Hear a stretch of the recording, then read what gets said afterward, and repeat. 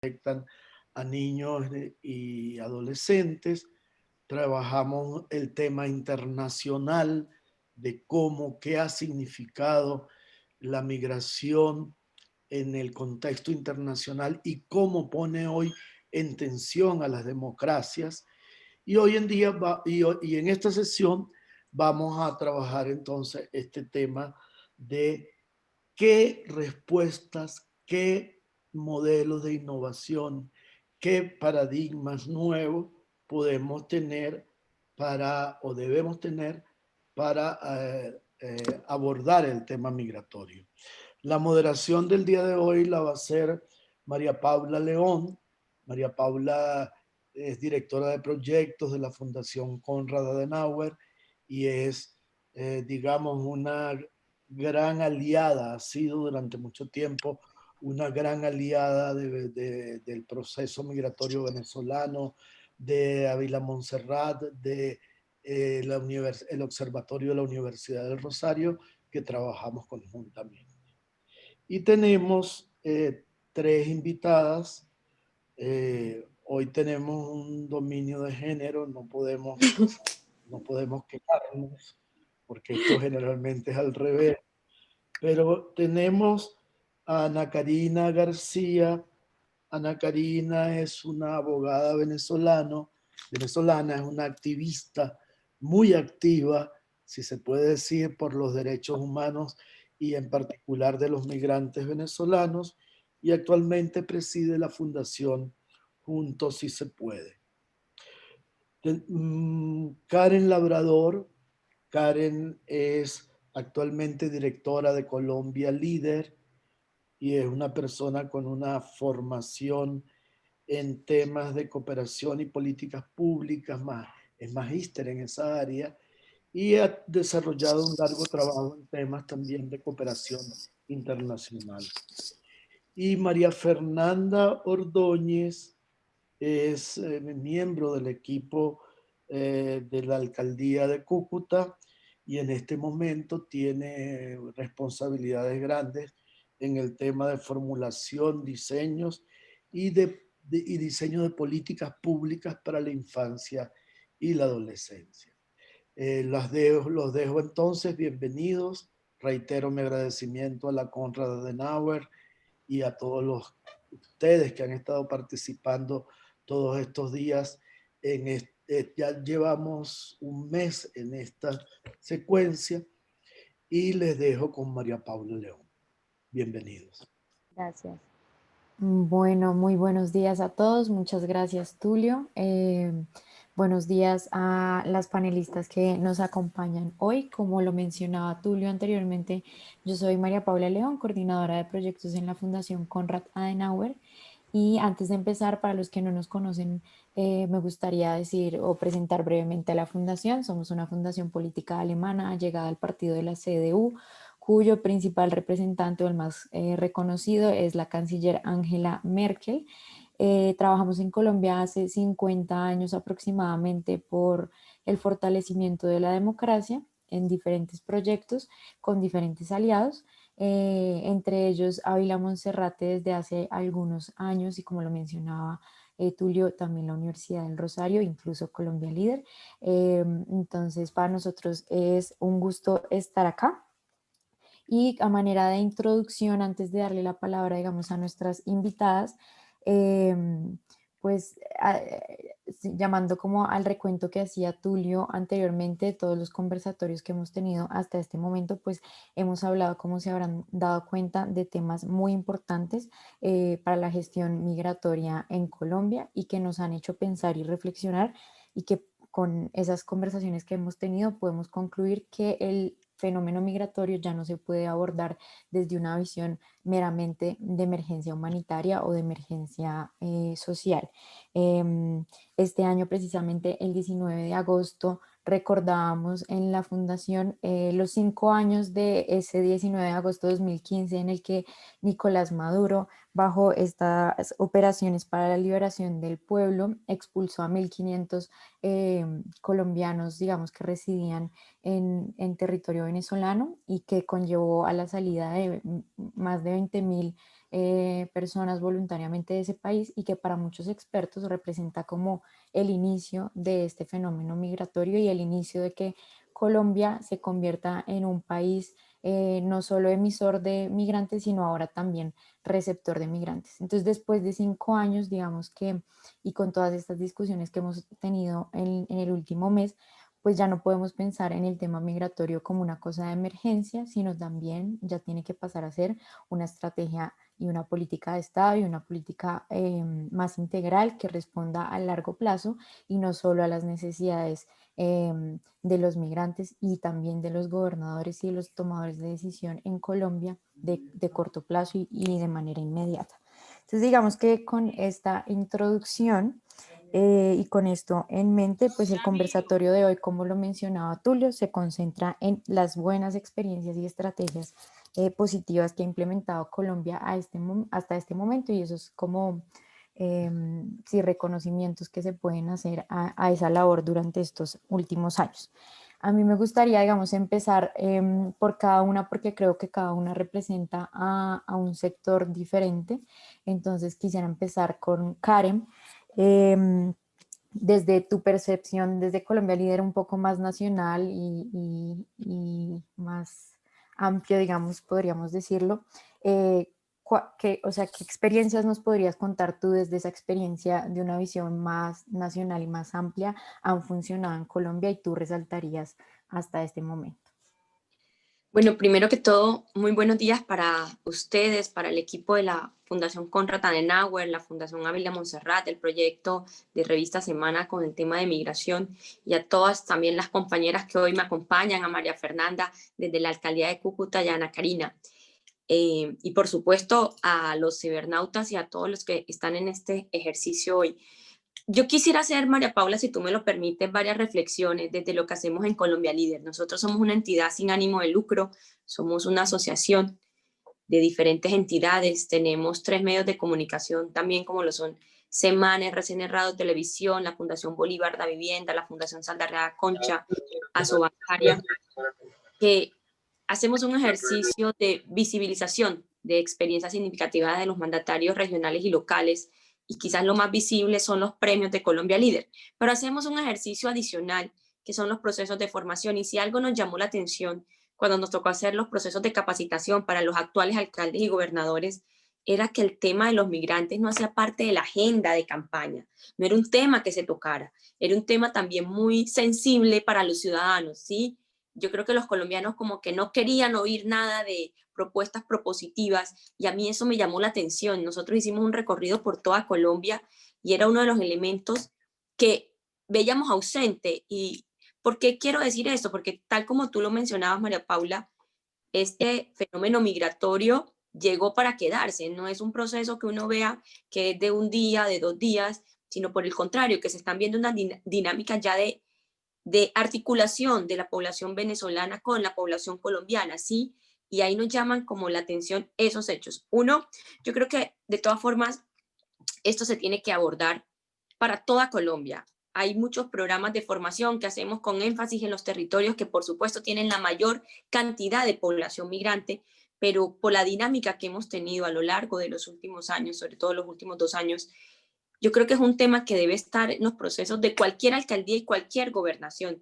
Yo creo que María Fernanda sabe, porque está en Cúcuta, lo que es la situación, pero si uno viene a cualquier municipio de Cundinamarca, de Boyacá, de la costa Caribe, Nariño, en fin, está el problema y uno lo que ve ahí a veces es un ejercicio de no por no porque no haya la normatividad, es más por el desconocimiento a veces de los entes territoriales de qué hacer. Y lo vivimos en el caso concreto ahora de la pandemia. Ya María Fernanda nos contará cómo fue en Cúcuta, pero muchas de las preguntas que nos hacían es, ¿la ayuda humanitaria puedo entregar al venezolano en las mismas condiciones del colombiano? Porque cuando lo hacían, entonces el colombiano dice, oiga, pero es que esta persona venezolana me está quitando la ayuda.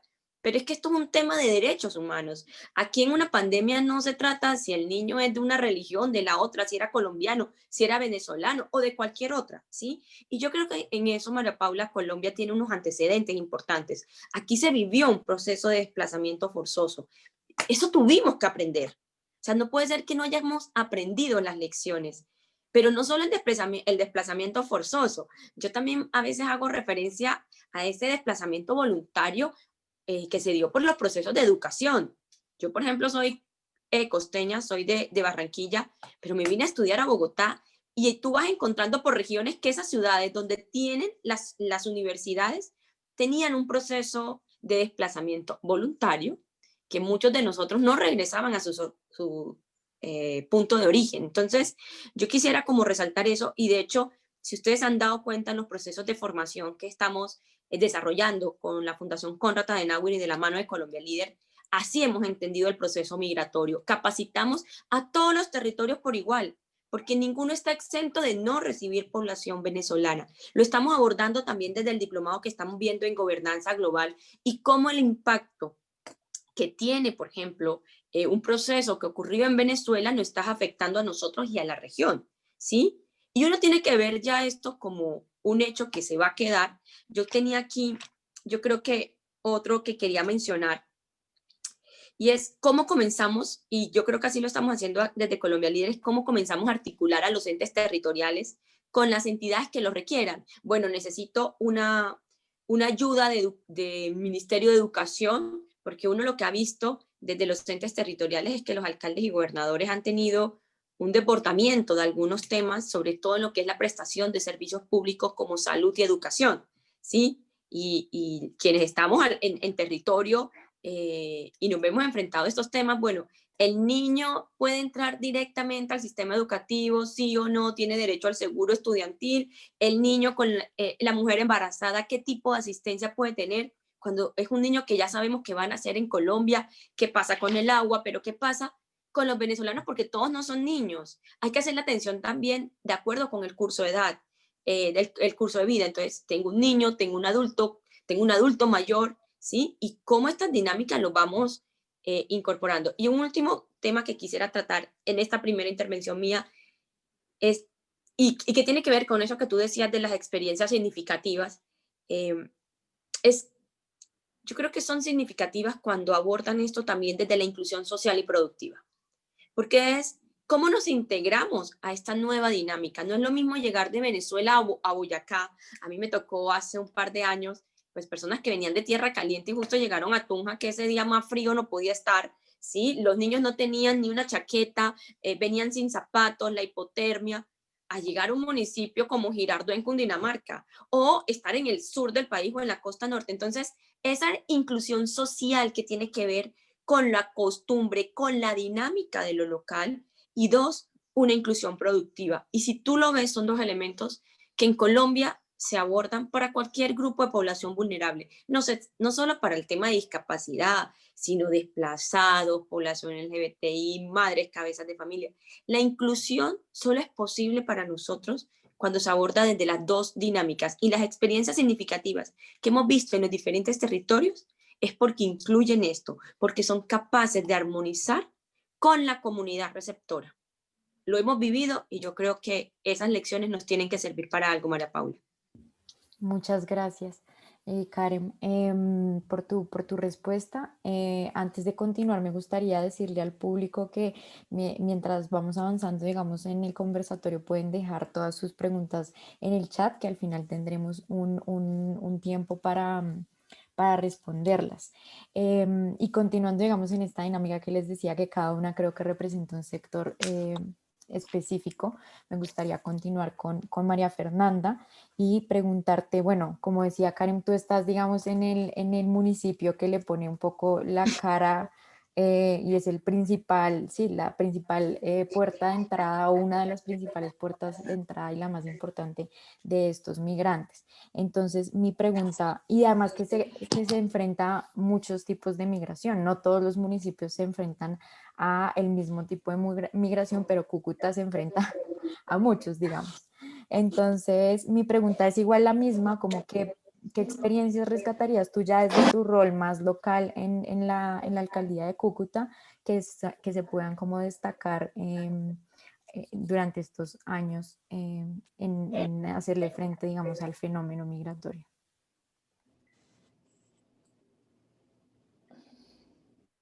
Buenos días.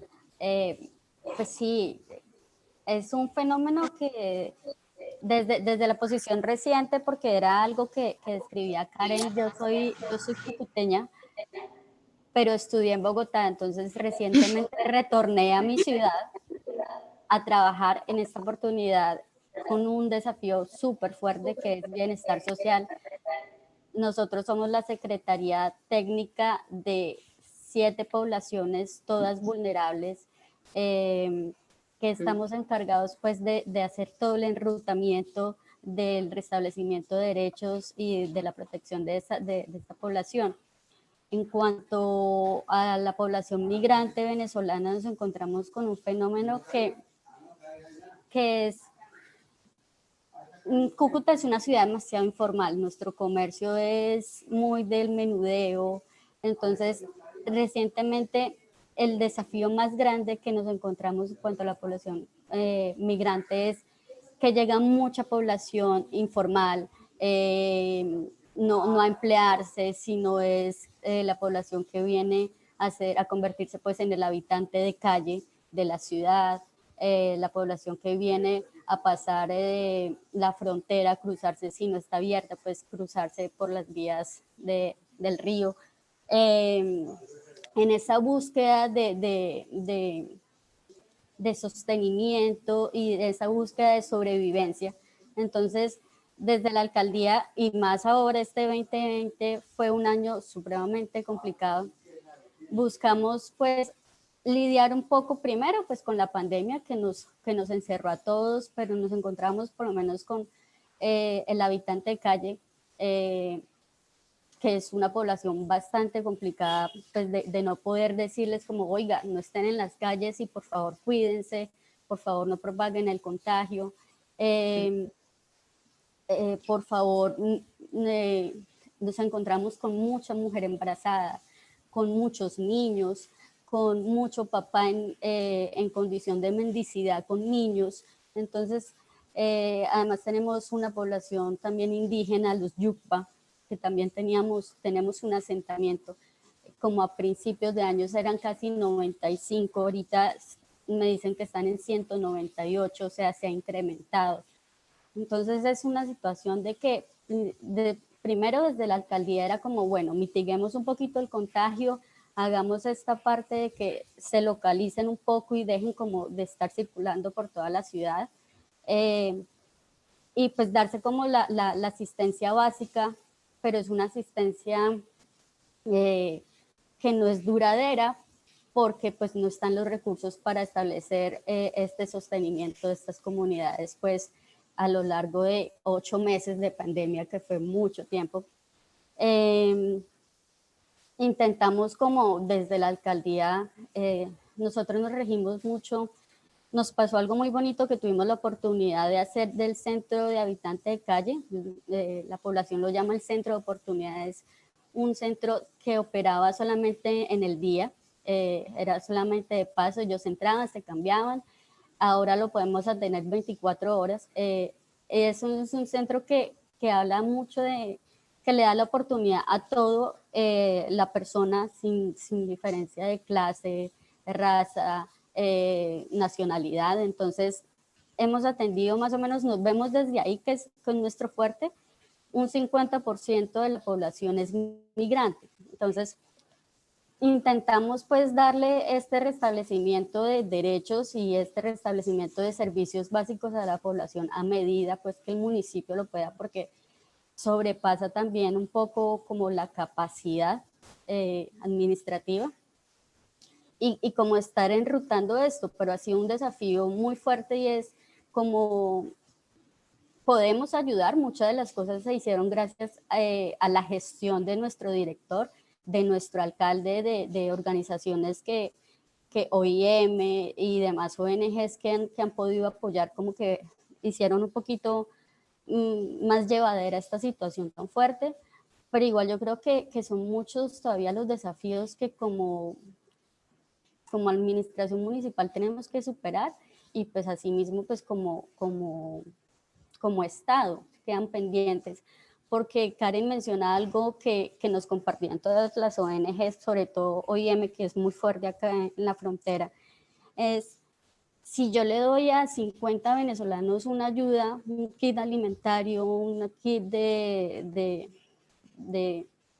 pues de higiene, de aseo personal, pues el colombiano viene a decir, ah, usted me está quitando pues la ayuda también.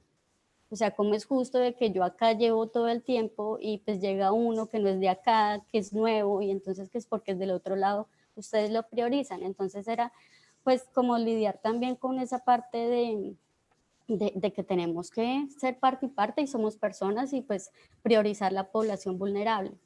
Pues yo creo que eso es como nuestra introducción. Tenemos también la parte es que gran parte de los programas creados desde la institución son guiados hacia la población colombiana, por lo menos es el caso de nuestro Colombia Mayor.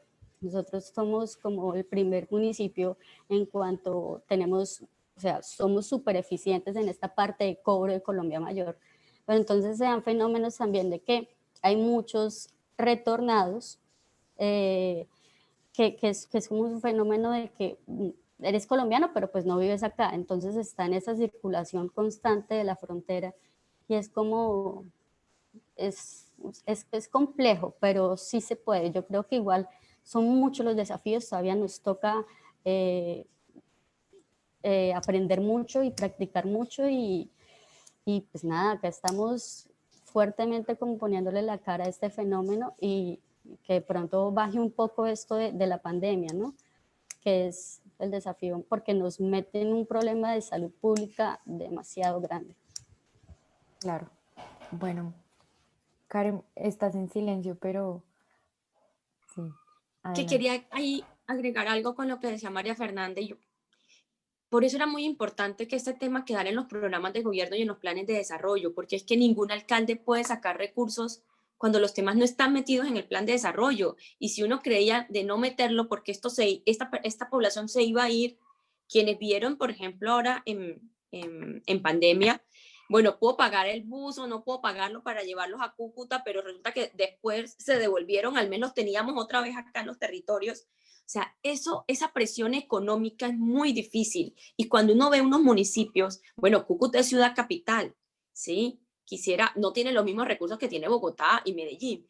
Pero cuando tú ves un municipio tan pequeño que no hay recursos, esa presión económica y social se vuelve más fuerte. Y eso es lo que yo creo que uno debería hacer un proceso también de sensibilización con el ciudadano, no solo con las autoridades, con los ciudadanos, con ese que lo recibe en la comunidad, con ese que entendía que la pandemia ha sido también como otro elemento de mayor fuerza en este momento de priorización del gasto. Era lo que quería anotar.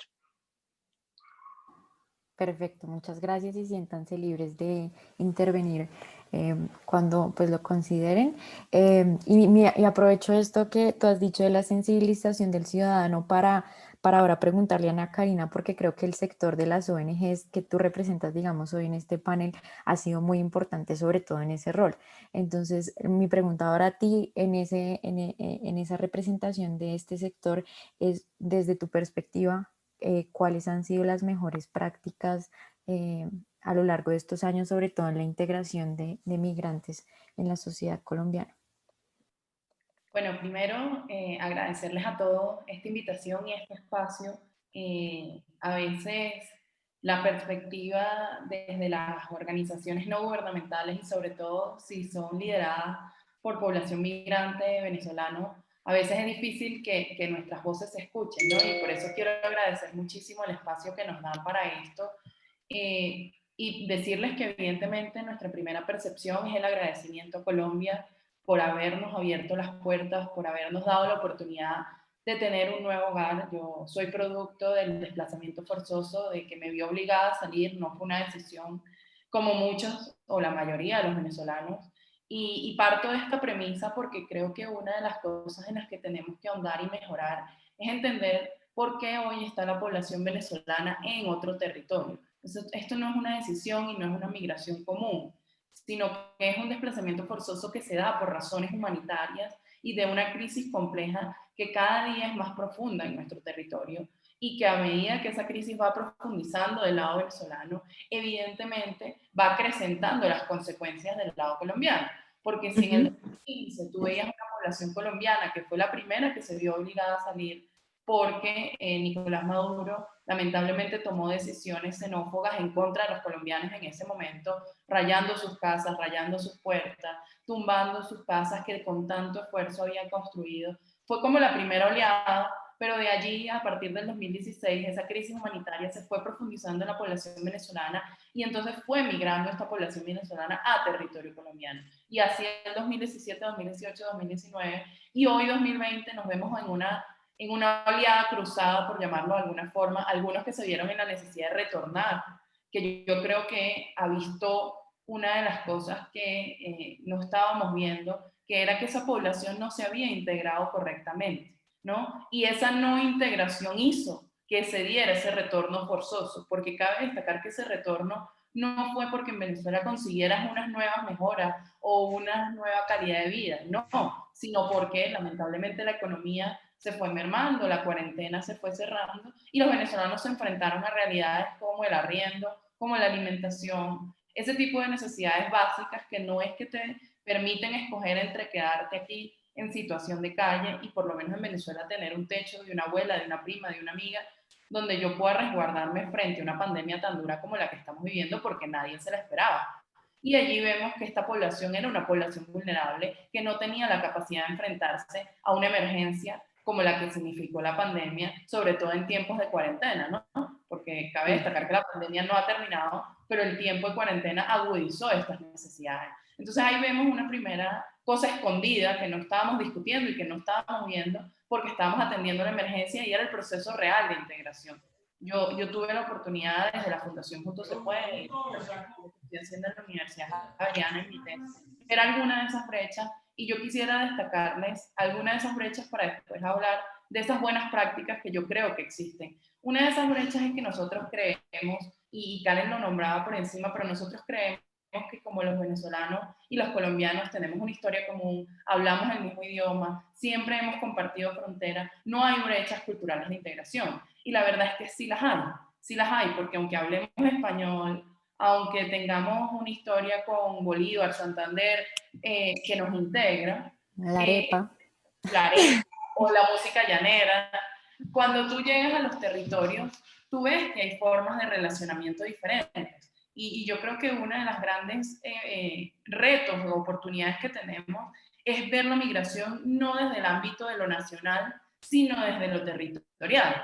Cada uno de los territorios tiene retos diferentes a los que se enfrentan por los procesos de integración. Si hablamos de Bogotá, que es una ciudad tan inmensa y tan grande, inclusive entre sus localidades hay retos diferentes. No es lo mismo atender una población migrante en una localidad como Usme que atenderla en una localidad como Suba. Entonces, si lo vemos en una ciudad como Bogotá, interlocalidades, yo no me quiero imaginar lo que implica esto. Yo he tenido la oportunidad de vivir territorios como Cúcuta, como Villa del Rosario, como Tunja, pero al final son territorios que dentro de todo son territorios grandes que tienen presupuestos, como decía Karen, que tienen una sensibilidad diferente porque tienen años viviendo este proceso desde el 2016. Pero si tú vas a territorios mucho más pequeños, que no tienen el presupuesto, que esto es una modalidad nueva, porque ahora el venezolano no se queda solo en las ciudades principales, porque no encuentra oportunidades en las ciudades principales, sino que empieza a salir a las ciudades más pequeñitas.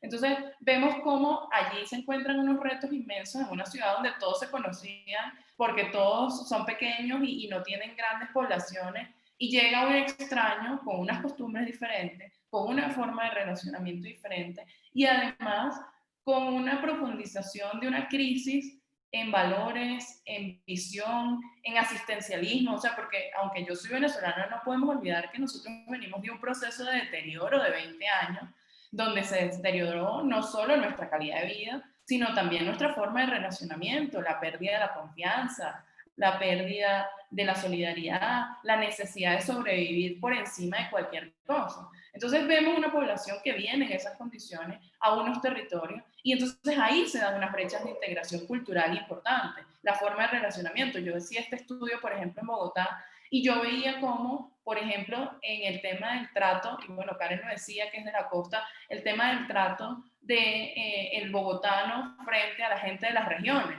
A nosotros los venezolanos nos dicen, es que ustedes son de la costa, y ustedes son como los de la costa, entonces te preguntan si eres de la costa o si eres venezolano. Y muchas veces en positivo, pero otras veces no. Sobre todo en las comunidades más pobres se genera un rechazo a la regionalización. Entonces ahí vemos que hay una realidad estructural que viene de un desplazamiento forzoso debido al conflicto armado, que también revictimiza muchas veces al venezolano. No solo por su realidad de ser venezolano, sino también por su forma de ser diferente. El bogotano es mucho más cerrado, mucho más conservador. El de la costa o el venezolano es mucho más abierto, mucho más ruidoso. Ese tipo de cosas generan unos choques que no estamos tratando. Otra brecha cultural que también existe, nosotros le preguntamos, por ejemplo, a 1.200 venezolanos en Bogotá, cómo había sido la forma de asociatividad en la comunidad. ¿Cómo era esa forma de asociatividad? ¿Era igual? ¿No era igual? ¿Qué les había costado más? Y ellos decían que una de las cosas que más les costaba a ellos, sobre todo en los barrios populares, era esa visión de que el venezolano venía a quitarle las pocas oportunidades que existían. Y yo evidentemente no voy a hablar de un país que no es el mío en negativo, pero hay unas brechas estructurales que Colombia ya tenía. Colombia es un país que está saliendo de un conflicto, que tenía sus propios problemas estructurales de pobreza, de informalidad, de necesidades de protección a su propia población. Y evidentemente cuando llega el venezolano, el colombiano siente que les va a quitar las poquitas oportunidades que tenían. Y esto no lo estamos tratando desde una política, porque la política que se ha venido desarrollando es una política de emergencia, que yo lo agradezco y creo que hay buenas prácticas dentro de esa política que hay que rescatar. El tema es cómo ha sido el relacionamiento, por ejemplo, del gobierno nacional con los distintos actores de la cooperación y la articulación que ha habido a través de la gerencia de frontera, por ejemplo, para abordar esta crisis de emergencia. Pero yo creo que en lo que hemos fallado todos, porque creo que es un reto de todos, y yo aquí siempre les digo, una de las cosas que hay que dejar de ver es al venezolano solo como un beneficiario y empezarlo a ver como un actor dentro del proceso. Los venezolanos pueden sumar y pueden ser parte de la solución y no solo beneficiarios, porque es que tenemos que quitarle esa visión de asistencialismo al venezolano. Y si en territorio colombiano seguimos profundizando esa visión de asistencialismo y no los hacemos parte del proceso, la verdad es que no estamos transformando culturalmente los errores del pasado que vienen de un chavismo profundo de 20 años. Entonces ahí yo creo que uno de los retos y oportunidades que tenemos es que la integración se dé uno en los territorios. Yo creo que tenemos que dejar de ver esto como un tema nacional nada más, sino empezar a ver dónde está el problema local, porque el presidente o los ministros no se enfrentan en el día a día a esto, pero si tú te vas a los alcaldes, a los secretarios de gobierno y a los que realmente se enfrentan a este problema, existe un COMPES, sí, pero es un COMPES que dio unas directrices que dan un avance, y que yo creo que es un avance, pero que dan unas directrices macro, pero que no le dan herramientas a los gobiernos locales para ejecutar esas directrices. Les dicen, este es el mandato, esto es lo que hay que hacer, pero entonces cuando ellos van a sus territorios y dicen, ok, ¿cómo ejecuto yo esto? Se enfrentan a la realidad de que no tienen cómo. Yo discutía mucho dentro de la alcaldía de Bogotá con esta administración y con la anterior, que uno de los grandes retos que ellos tenían, por ejemplo, era cómo atender a esa población no regular. Porque sí, hoy existe una población regular que tiene un PEP o que tiene un salvoconducto, que es a lo máximo que tú puedes acceder cuando llegas fuera de los lapsos del PEP, que es un documento que no es continuo. Ellos se enfrentan al reto de esas personas que no accedieron al PEP, que no accedieron al salvoconducto, y cómo rindo yo cuenta frente a la Contraloría de una población que no existe, o sea, jurídicamente y administrativamente no existe.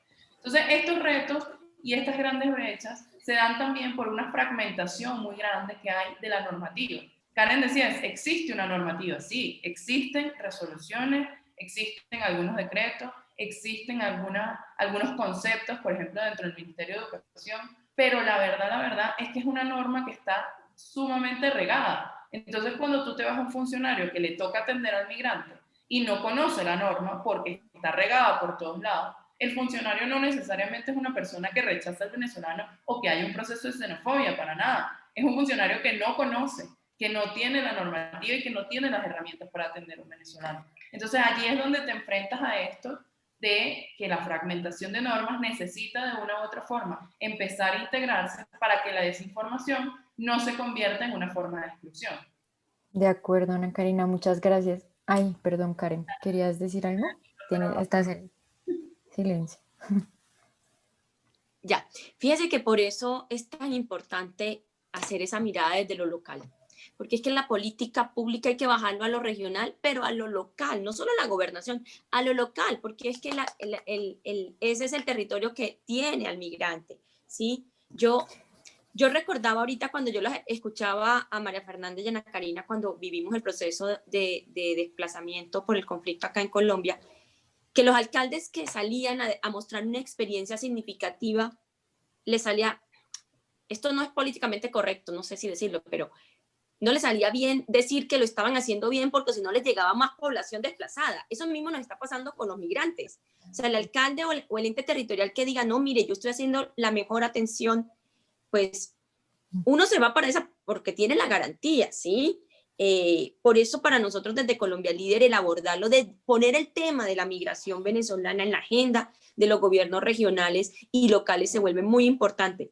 Tanto así que en los premios que entrega Colombia Líder hacemos esas preguntas. Ahora que tenemos también con ustedes, con la Fundación Konrad Adenauer y con Seguro Bolívar, el premio que revisó el plan de desarrollo, que esa era una de las preguntas que me estaban formulando acá, nosotros tuvimos la oportunidad de tener este premio que evaluaba la formulación del plan de desarrollo. Incluimos, bueno, ¿qué temas pedían los niños migrantes venezolanos? ¿De qué cuál es la prioridad? ¿Qué necesitan? ¿Y cómo es el enfoque de familia?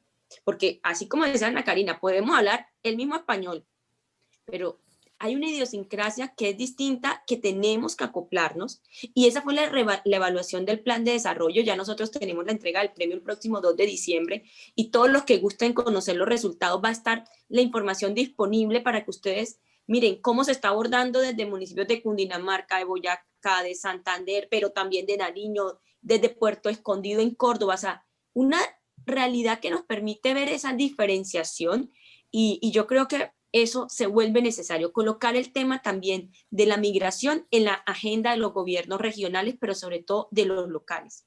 Muy bien, muchas gracias. Yo voy a aprovechar una cosa que estabas diciendo, Ana Karina, y con todo el perdón, pero el tiempo digamos que es corto, entonces te pediría que fueras pues un poco más concreta, y es sobre, pues tú hablabas como de la importancia de la migración desde un punto de vista productivo, y quería preguntarte, desde tu experiencia, digamos, en la fundación, ¿tienes un referente de un proyecto o algo muy concreto que digamos pueda ejemplificar a lo que te refieres cuando hablas de dejemos de pensar en términos asistencialistas de a los migrantes y pasemos a incluirlos como agentes productivos? ¿Tienes como un ejemplo? Mira, yo creo que en Cúcuta, Villa del Rosario, inclusive hacia Pamplona, se generó un proyecto en la gestión anterior de la mano de la ANDI, porque yo creo que aquí lo que quiero resaltar es que fue una conglomeración de la cooperación de la alcaldía, de la ANDI y de todos los sectores productivos. Ellos generaron todo un programa de formación de capacidades, de inserción de capital semilla, pero además tenía un elemento que a mí me parece crucial, que es que estos venezolanos tenían que asociarse con colombianos para que estos proyectos productivos avanzaran. Entonces, ¿qué pasó acá? Uno, generaste procesos de integración importantes porque acercaste a los venezolanos y a los colombianos y también le diste la oportunidad al colombiano de que se beneficiaran de este proyecto y que pudieran acceder a capital semilla, que pudieran acceder a formación de emprendimiento y este tipo de cosas. Segundo, que no solo les diste el dinero para que invirtieran, sino que hubo un proceso de acompañamiento y de formación del proceso de esta población para que supiera cuáles eran los retos del mercado, cómo integrarse a ese nuevo mercado, cómo hacer un análisis, todo ese proceso, cómo hacer un plan de negocio y luego ese acompañamiento, luego del capital semilla, que es que no es que le entregaron ese capital semilla y ya, sino que hubo un seguimiento durante 6 meses a estos negocios productivos.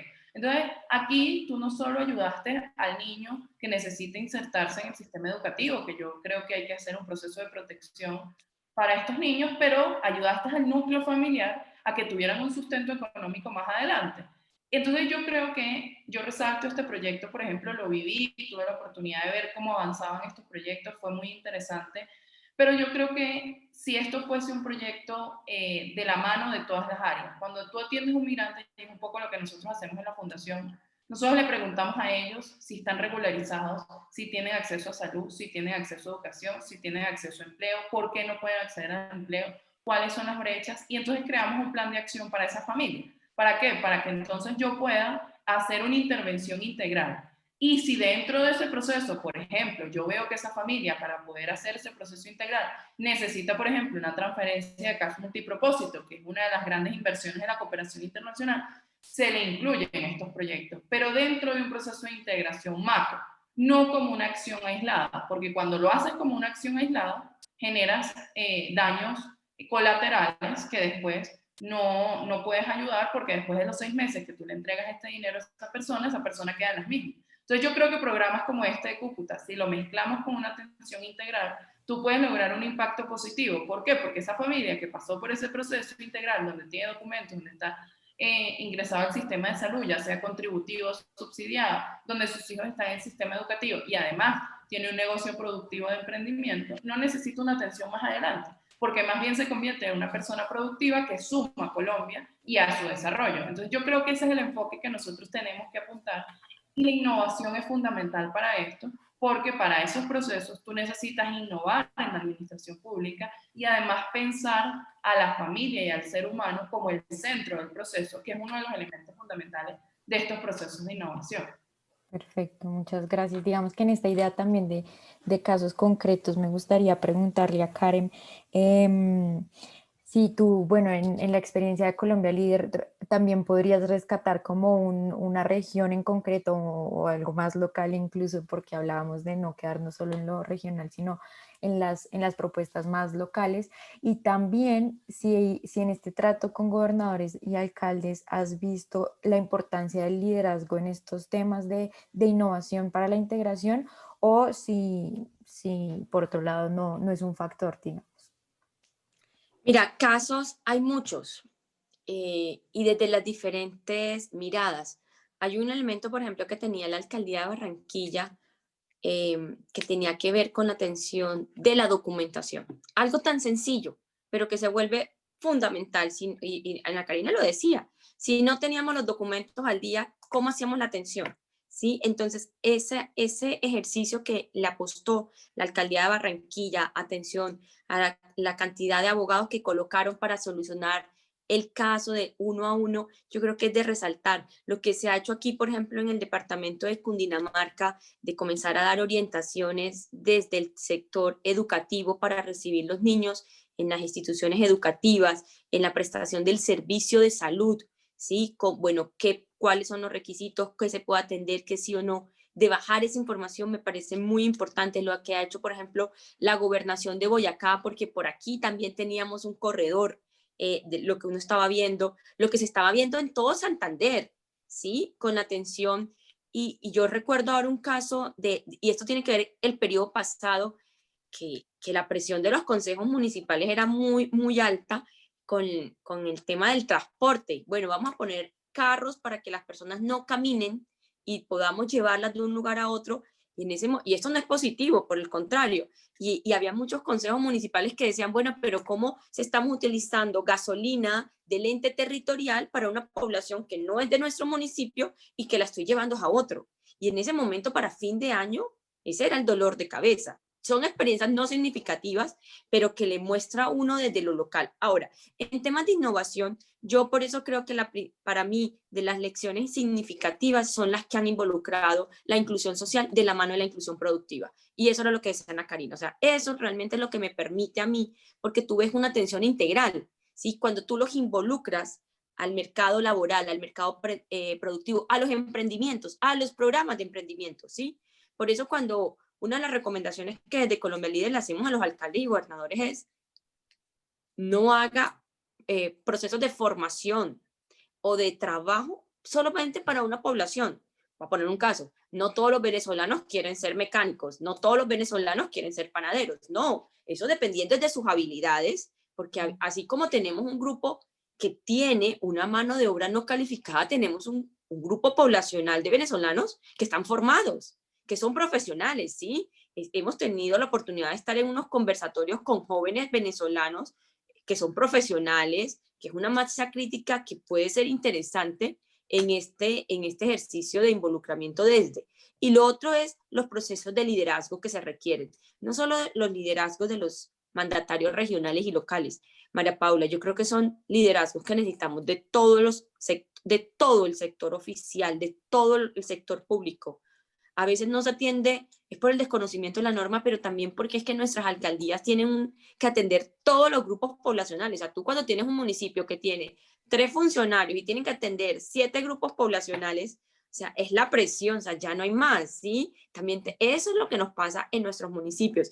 Pero yo creo que ese ejercicio lo que encontramos, por ejemplo, en el premio Construyendo Sueños, cuando tuvimos la oportunidad de escuchar en los conversatorios cómo los alcaldes, desde su realidad, comenzaron a involucrar a los niños migrantes en los procesos de formulación de su plan de desarrollo. ¿Por qué? Porque es un niño que ya está ahí, ¿sí? Y lo vimos en todos los que están de finalistas, ¿sí? De poder escucharlo. Yo creo que ya eso fue significativo. Yo creo que el darle voto. ¿Y por qué me parece tan significativo el tema de la niñez? Porque es que los niños no tienen filtro para decir las cosas. El niño, cuando tú le preguntas qué se necesita, el niño dice, mi papá no trabaja, mi papá en Venezuela hacía esto, aquí no hace nada. Mi papá era el que trabajaba, ahora mi papá es el que nos cuida porque la que tiene trabajo es mi mamá, que está en la panadería, que está en el salón de belleza, donde esté, no importa, ¿sí? Por eso la mirada de esos niños y nosotros desde Colombia Líder vamos a seguir aportando todo eso. Ahora vamos a tener ya la publicación. No puedo, es que en este momento, como estoy a una semana de entregar resultados, no puedo dar luces de los ganadores, pero ustedes van a conocer por qué ganaron, porque tienen esa mirada integral, donde el tema de la población migrante, desde los niños y la familia, es un tema fundamental. Y por supuesto, vamos a seguirlo evaluando ahora en el premio de superación de la pobreza y el logro de la equidad. Yo quiero tocar un tema que aquí no lo hemos abordado mucho, y es el tema de la percepción ciudadana de los colombianos, que donde está la población venezolana se disparan los casos de criminalidad y delincuencia. Que yo creo que eso tiene, no, sé que este no es el momento porque es un tema más de innovación, pero los datos es lo que uno puede usar de argumento. Bueno, eso no es. Es que uno no puede generalizar, porque ahí es donde vienen los problemas. ¿Sí? Cuando tú dices que todos los venezolanos, desde el lenguaje, desde cómo presentamos la información, no, hagámoslo con datos. Bueno, en este municipio, ¿cuántos casos hay? ¿Tengo población exclusivamente venezolana o no la tengo? Porque el tema de la convivencia se vuelve más importante ahora. Bueno, ya no estamos en confinamiento como antes, ¿sí? Pero el tema de la convivencia en nuestro territorio es fundamental en este momento de un posacuerdo y todo lo que estamos viviendo en la implementación de los acuerdos de paz. Entonces yo dejaría hasta ahí diciéndole que yo sí le apuesto a estos temas y creo que es de resaltar el compromiso que tienen nuestros territorios en un margen donde los recursos son escasos y donde la pandemia va a ser todavía más escasos los recursos, porque lo que se gastaron los territorios en atención, sea de ayuda humanitaria, mercados, todo lo que se hizo, de algún lado esos recursos tienen que salir, eso no. Y yo no me imagino esta atención sin la ayuda de todos, sector público, sector privado, pero también el sector social, los organismos internacionales. O sea, esto no hubiese sido posible si no hubiésemos trabajado de la mano. Muchas gracias, Karen. María Paula, a mí me gustaría, en lo que está diciendo Karen, agregar una cosa y un modelo súper corto. Es que en Barranquilla, ella lo nombraba, pero en Barranquilla sí hizo un modelo de integración de los diferentes actores que a mí me parece crucial para replicar, porque ella decía, yo no creo que los gobiernos locales puedan solos, y es así, y necesitamos de los otros actores. Y en Barranquilla hubo un gran ejemplo donde ellos integraron al sector privado, a la gobernación, a la alcaldía, a las organizaciones no gubernamentales y a la cooperación para ese proceso de integración, no solo en términos de documentación, sino de atención integral. Y yo creo que la clave para lograrlo, sobre todo si queremos aplicar procesos de innovación social, es el tema de la gobernanza entre los distintos actores, centrado en el ser humano, pero articulando y que cada uno tenga un rol para poder enfrentar este fenómeno y hacerlo una oportunidad. Sí, y creo que ese es un ejemplo de innovación que, aunque uno podría pensar como que no es nada nuevo, pues se vuelve innovador en los resultados en los que pues puede generar.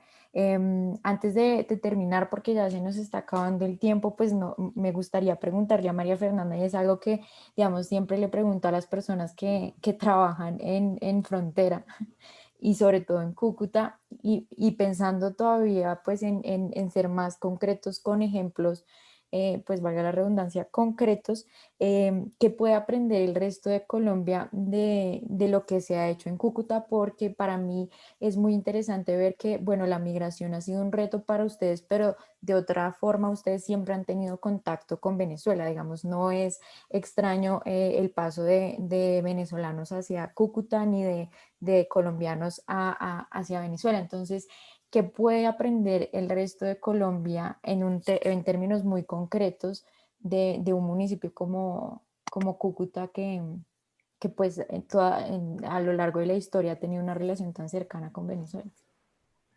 Yo creo que pues son varios puntos y igual uno es que somos seres humanos, o sea, es una cosa de normalización, de aceptación del otro, convivimos, esto es una convivencia total.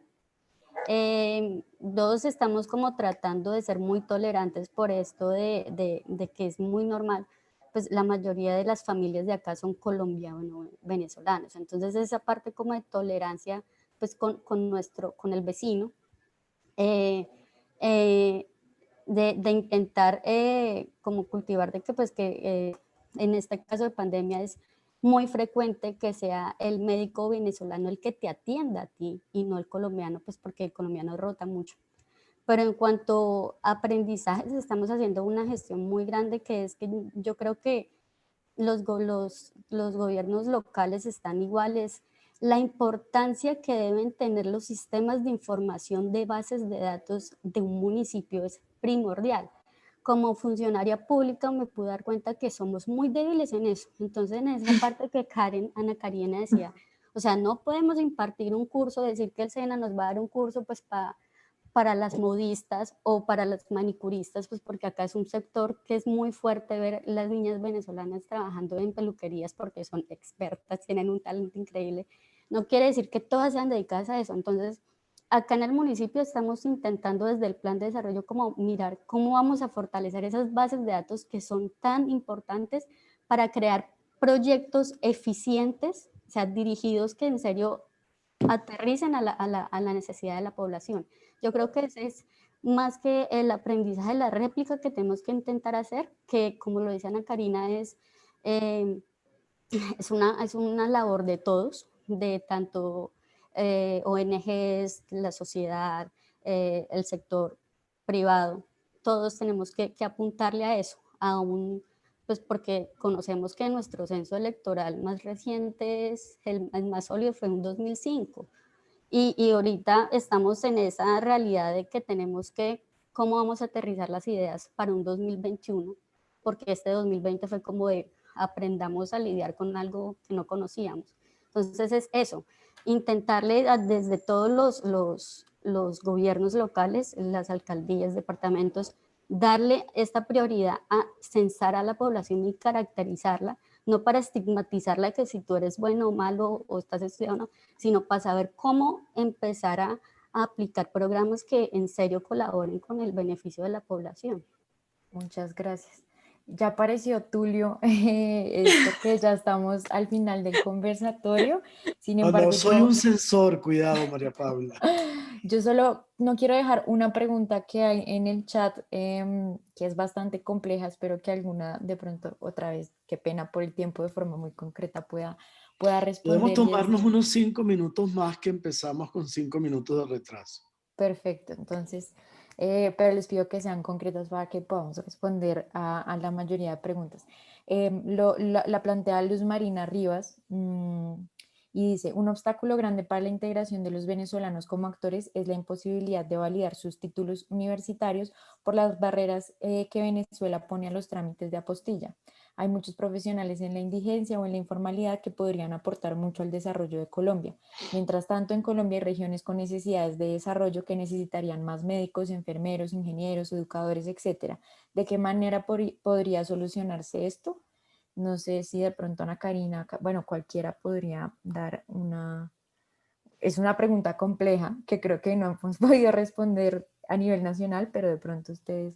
Pero mira que cuando desde la Fundación Ideas para la Paz, si mal no estoy, no tiene que ver con población venezolana, pues, pero estaban haciendo una propuesta para las personas que se pensionan en regímenes especiales, es decir, a los 40 años ya están pensionados, o los que se pensionan a los 60, pero tienes un conocimiento importante de cómo llevar esto a las regiones que estaban saliendo de conflicto, como un ejercicio de seguir. Yo creo que uno podría pensar, María Paula, en un ejercicio de estos, ¿sí? Para ese conocimiento ponerlo al servicio. O sea, un país que te está recibiendo, que te está abriendo las puertas, y tú tienes un grupo poblacional que te puede dar conocimiento profesional y expertise, yo creo que ahí pudiera uno mirar cómo articulamos y unimos esos esfuerzos.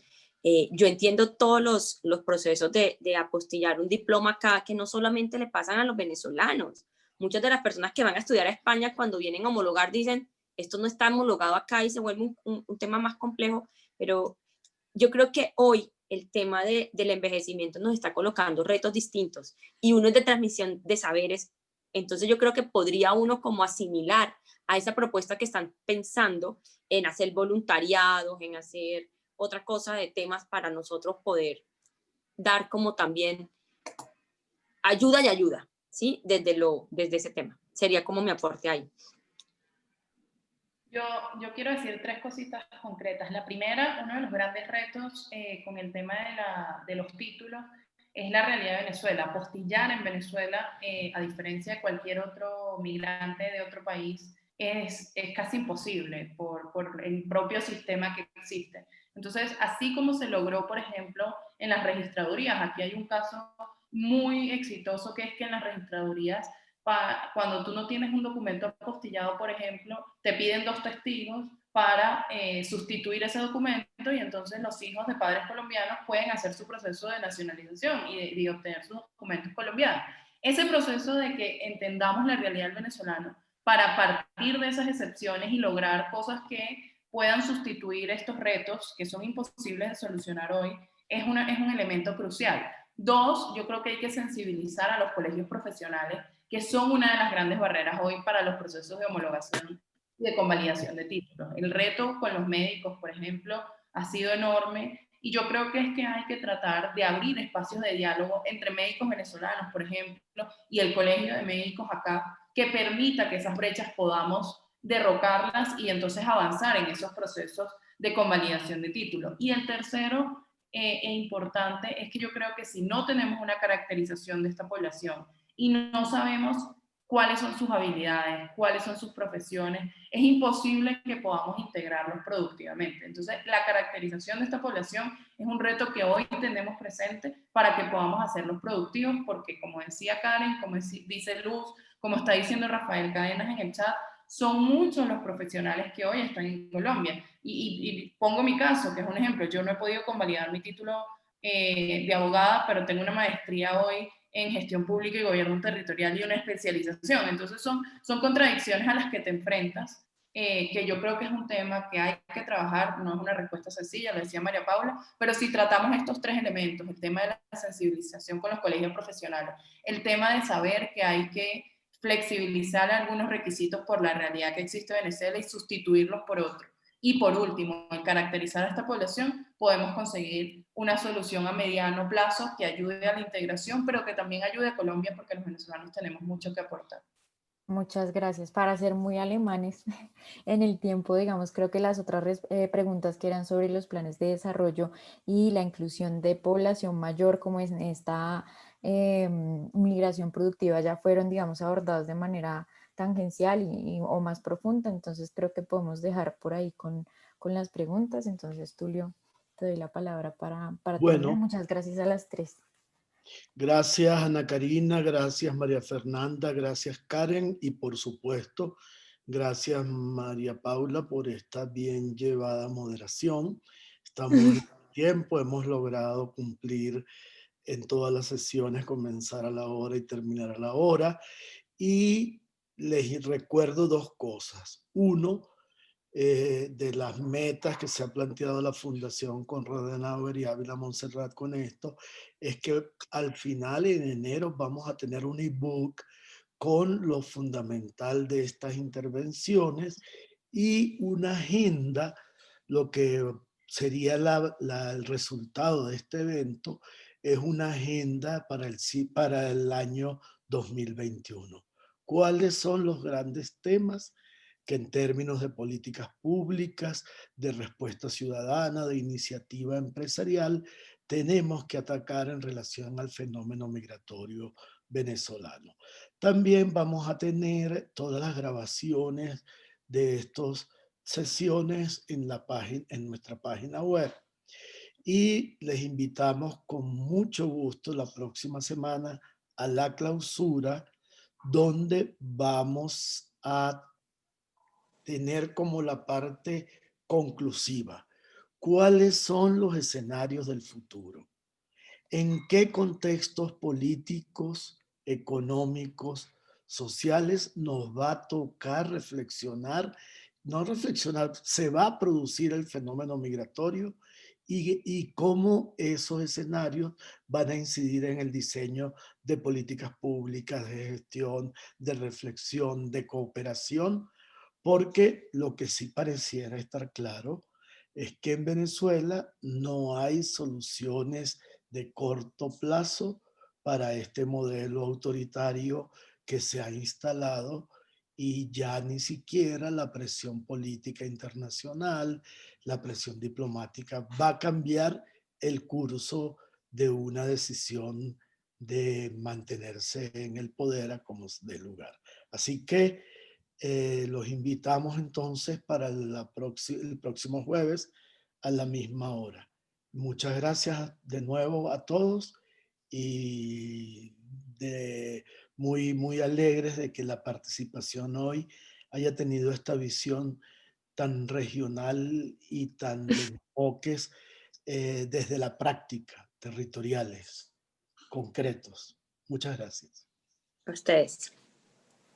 Gracias, hasta luego. Chao.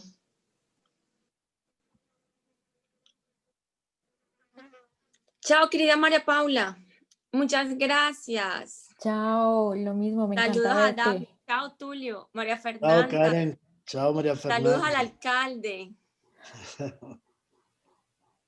María Fernanda, no se te oye. No se te escucha.